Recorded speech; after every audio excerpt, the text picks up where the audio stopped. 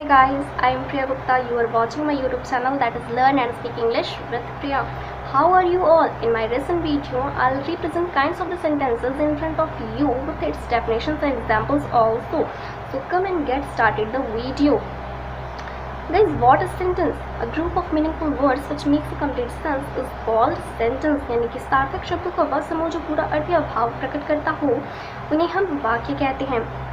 There are 5 kinds of sentences. First हमारे हैं assertive sentence विधि सूचक वाक्य, second interrogative sentence प्रश्नवाचक वाक्य, third हमारे हैं imperative sentences आदेशवाचक, प्रार्थनावाचक, सलाहवाचक वाक्य, fourth हमारे हैं optative sentence अच्छा सूचक वाक्य, fifth एंड लास्ट हमारे हैं exclamatory sentence विस्मयादिबोधक वाक्य. तो अब हम इनके एक एक करके एग्जाम्पल्स और डेफिनेशंस को समझते हैं. हमारे फर्स्ट सेंटेंस हैं assertive sentence. The sentences that making a statement or declare about something are called assertive sentences. यानी ऐसी वाक्य जो किसी भी कथन या भाव को हमारे सामने प्रकट करते हों तो वो हमारे assertive sentence कहलाते हैं. assertive sentences are two types. First हमारे हैं affirmative sentence यानी कि स्वीकारात्मक वाक्य, सेकेंड हमारे हैं negative sentence यानी नकारात्मक वाक्य. The definition of affirmative sentence is the sentences that accepts events, facts and states are called affirmative sentences. यानी ऐसे वाक्य जो किसी घटना, तथ्यों या दिशाओं को स्वीकार करते हो उन्हें हम स्वीकारात्मक वाक्य कहते हैं. The example of this sentence is Rajni is telling a lie. Rajni झूठ बोल रही है. You are my brother. तुम मेरे भाई हो. हम आते हैं negative sentence पे. The definition of negative sentence is the sentences that reject even facts and states are called negative sentences. यानी ऐसे वाक्य जो किसी घटना, तथ्यों या दिशाओं को स्वीकार न करते हों उन्हें अस्वीकार करते हों वो हमारे नकारात्मक वाक्य कहलाते हैं. The example of this sentence is Rita is not cooking food.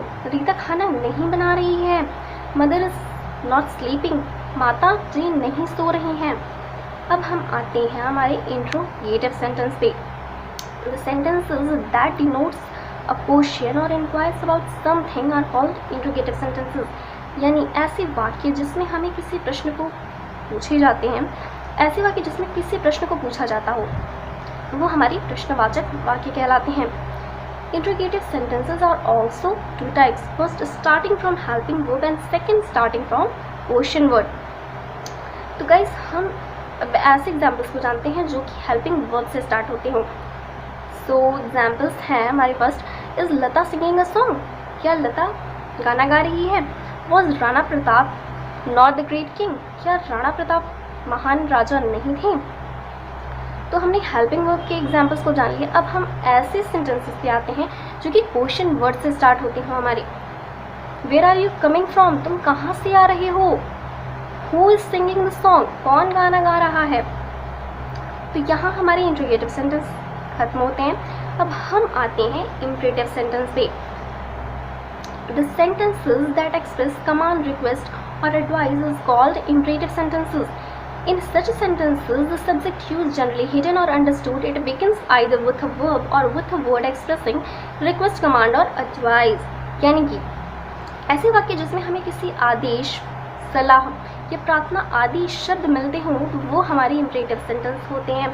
ऐसे वाक्यों में जो कर्ता यू होता है यानी तुम हमेशा छिपे रहते हैं या तो इन्हें हमें समझना रहता है और ये हमेशा वैसे तो छिपे ही रहते हैं, हमें इन्हें समझ के अपने अकॉर्डिंग करना होता है. ऐसे सेंटेंसेस या तो वर्ब के साथ स्टार्ट होते हैं या तो ऐसे वर्ड के साथ स्टार्ट होते हैं जिसमें आज्ञा है, प्रार्थना, सलाह आदि शब्द मिलते हों. So I hope you understand the definition of imperative sentences. Okay, अब हम आते हैं इनके एग्जाम्पल्स पे. तो इनके एग्जाम्पल्स में 3 बताती हूँ. एक तो हमारी कमांड पे रहते हैं, एक रिक्वेस्ट और तीसरा होती है एडवाइस पे. The example of command is read this book carefully. इस पुस्तक को अच्छे से पढ़ो. Sit down अमित नीचे बैठ जाओ. The definition of request is please help me God. कृपया भगवान मेरी मदद करो. Please tell me the way to station. Please मुझे स्टेशन तक जाने का रास्ता बता दो. The definition of advice is serve your parents well, अपने माता पिता की अच्छे से सेवा करो। Work hard to get good marks in examinations, अपनी परीक्षा में सफल होने के लिए अच्छे से और कड़ी मेहनत करो। तो गाइज यहाँ पर हमारे इम्परेटिव सेंटेंस एंड होते हैं। अब हम आते हैं ऑब्जेक्टिव सेंटेंस पे। The sentences that express a wish, desire or invocation are called optative sentences,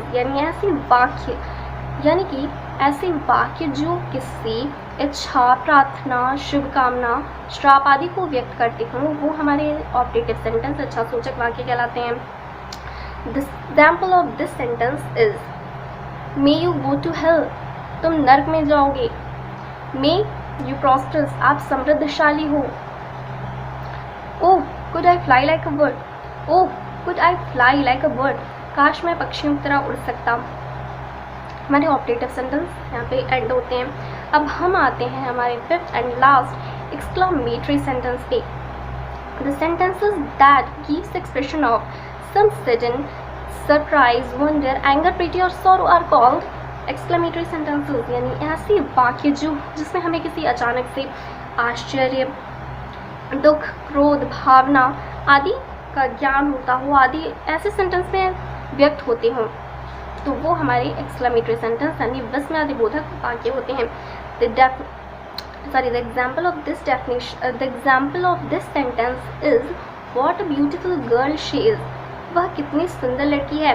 How beautiful the rain is, वर्षा कितनी सुंदर लग रही है। I end my video right now. I hope you learned very much from my videos. Comment me guys, how is it? Goodbye friends.